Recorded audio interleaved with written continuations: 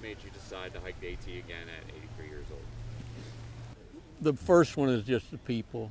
I'm drawn back again because of the beautiful community that surrounds me that I can be part of and take them into my heart and just take the joy in that. Corey, that's it. I mean, that's the bottom line. The fact that I got a backpack on and sticks and I'm walking down a trail is secondary to that one thing. There's an entity, there's energy, there's something going on within this group of people that we gather around and we gather them around us. And I've probably done my last hike, but I certainly haven't done my last bit of time that I'm going to be spending with all my dear friends from the hiking community.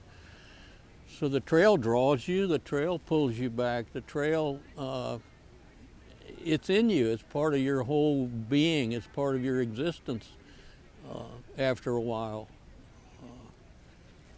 There's a number of reasons why you end up being like me. And I take pride in being hiker trash, okay? That's what I am. Which basically means you're not good for anything in society anymore. But we're drawn to the beauty of nature, to be with God and to share in the silence and the wonder that exists all around us. Can you tell us about December 14th, 2000 and how that day changed your life? December 14th was a very special time in my life.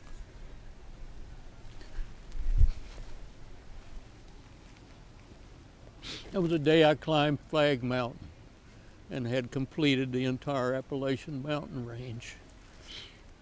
So it was an emotional time, and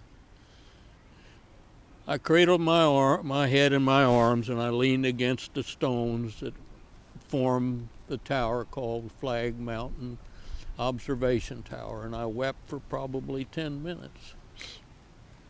And I said to myself then, I promised myself in a whisper, because there's some kind of energy emanating from that mountain, and it was in me and I could feel it so strong.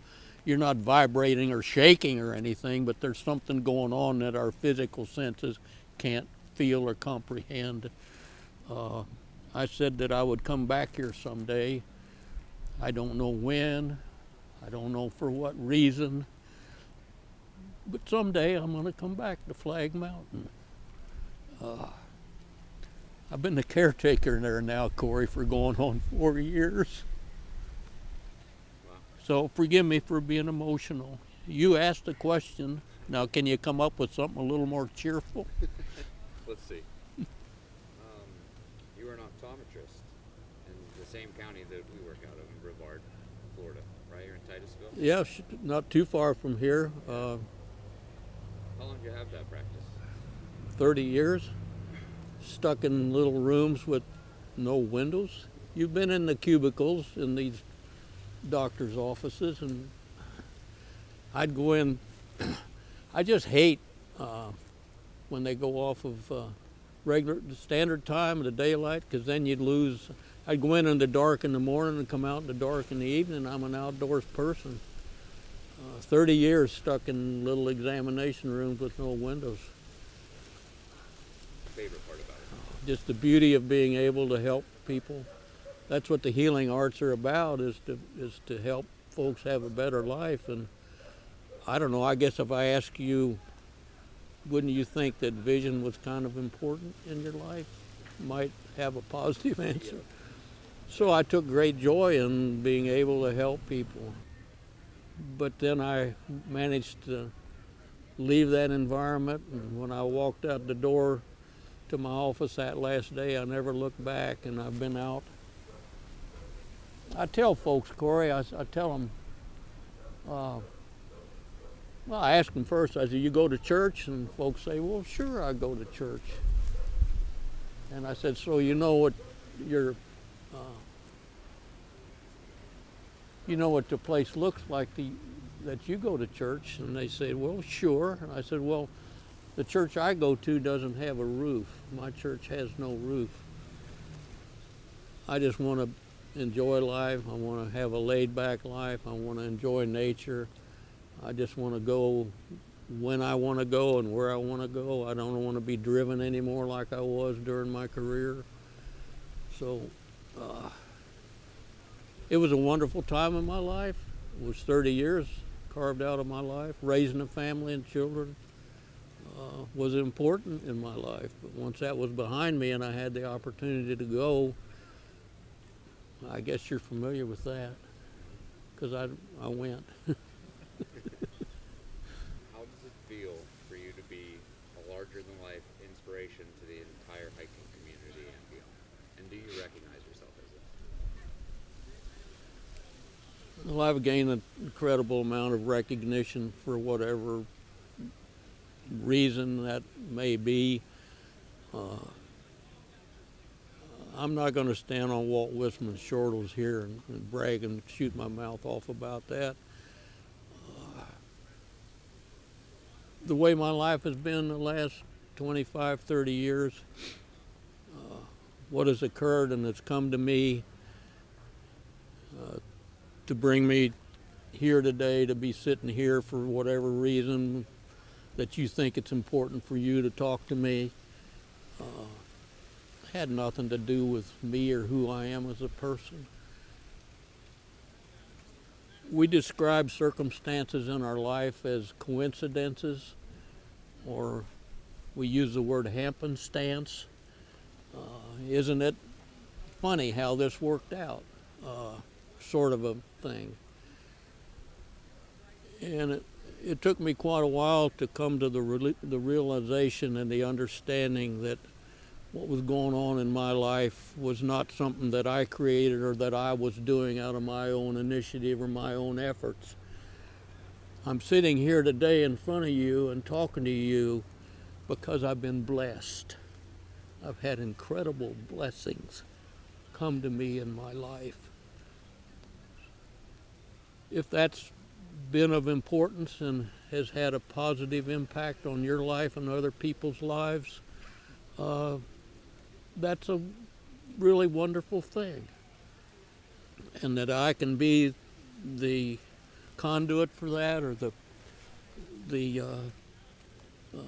physical entity that through which that can come to you and to other people. I recognize that, Corey, and I understand it, I think. I'm going to ask you one more question.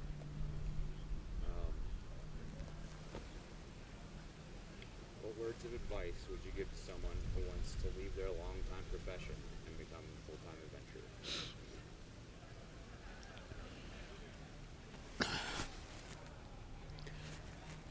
Touch your stomach. Touch your stomach. There's a little fire burning, there's an ember down there, and you can feel that in your gut. It's there. And what that is just the instinctive drive to be free, to go and to live your life in a way that you're not shackled or tied down by the daily constant grind that we have to deal with. So my advice would be, and I can't lose on this, because when we reach down and touch our tummy, we can feel that fire in there. It's in all of us. It's that ember, it's that desire, it's that, the word I use to describe it is wanderlust. And if you don't suppress that, and at times in our lives we have to, we have responsibilities, we have a family to raise, we have people that are depending on us for one thing or another, and we can't just drop everything and go. We can't do that. It's irresponsible. But if you come to a point in your life now where you're free and you've accomplished the things you need to do to fulfill your requirements in life to others that depended on you, and you have time for yourself and can go, for God's sakes, do it. If it's nothing more than just going out with a fishing pole during the afternoon sometime, to be free, where it's quiet, where you can be at peace. The extreme of that is to put a pack on and walk for a year, would be the other extreme. But if there is within you that fire in your gut, and I don't need to lead you into this because that's a natural instinctive thing that's in all of us. And you can suppress that, you can recognize it, or in my case, you can take that ember and explode it into a fire that consumes you. And, that's what you see sitting in front of you here. You see a person that's been consumed. I guess I'm the epitome of whatever example you could come up with to represent what wanderlust might turn out to be. So yeah, go. Get a pack, get your gear, and hit the trail.